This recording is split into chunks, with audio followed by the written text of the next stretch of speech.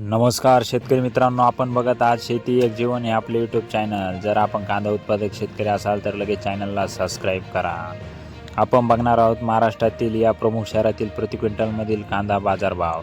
लासलगाव 800 ते 1463, सरासरी 1370 रुपये। लासलगाव निफाड 1000 ते 1582, सरासरी 1451 रुपये। लासलगाव विंचूर 800 ते 1440, सरासरी 1400 रुपये। पाथर्डी 300 ते 1700, सरासरी 1000 रुपये। संगमनेर 200 ते 1800, सरासरी 1000 रुपये। कोपरगाव 1000 ते 1699, सरासरी 1475 रुपये। श्रीरामपूर 1000 ते 1800, सरासरी 1350 रुपये।